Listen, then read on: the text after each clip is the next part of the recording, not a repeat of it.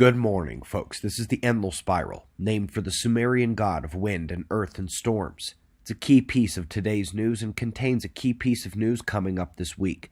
We'll go over all of this starting at spaceweathernews.com, and we find the last 24 hours on our star with an eruption on the south. The largest active region decided not to wait for much peripheral sunspot development, gave it a run all by himself.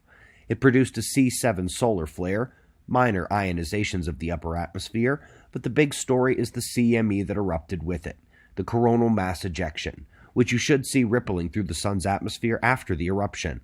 The coronagraphs clearly show a halo eruption. Expansion on all sides here confirms the blast is heading at Earth. And normally, we would look at the C7 flare rating and CME characteristics and guess that it would spark a minor geomagnetic storm when it impacted tomorrow night, KP5. However, the CME is not coming alone. Stripped of CMEs on the Enlil spiral, we see the magnetic sectors of the solar wind, and the one due up next for Earth is apparently a dense one. The first powerhouse coronal hole stream of the solar cycle. Perfect timing, eh? A 1-2 punch, going from a climb out of sunspot minimum to a coronal hole in CME back to back. If we get that double tap, and the CME is south-pointing magnetic angle, we could see strong storms in the KP7 or 8 range. Even then, this is not an end scenario. Meteorological effects are likely, along with increases in electrical fires and large system glitches like in airline systems, PlayStation network, communications, or rail networks. Going to be a fun week. We're mostly going to stick with the sun, and sadly it won't get any better by the end, but first, bear with the views of the vehicles in space viewing our celestial vizier.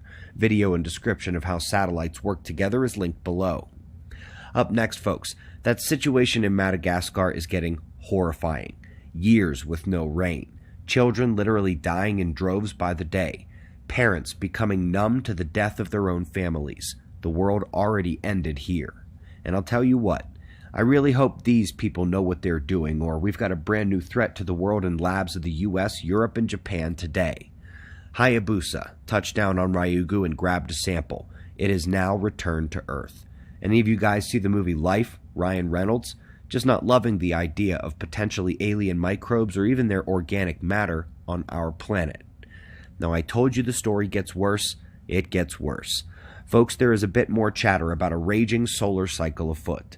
The community consensus and even my polar field analysis had suggested a relatively weak sunspot cycle upcoming.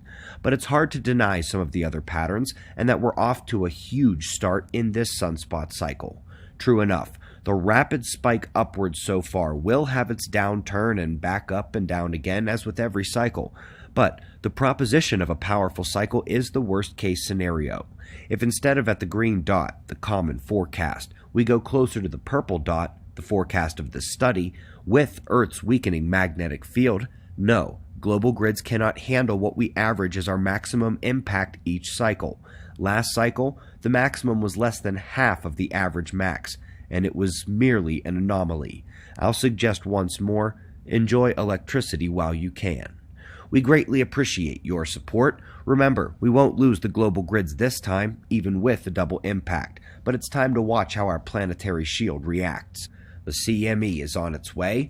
We've got your wind maps and shots of our star to close. Subscribe because we'll do this all again tomorrow. Right here, but right now it's 4:20 a.m. in the new Valley of the Sun.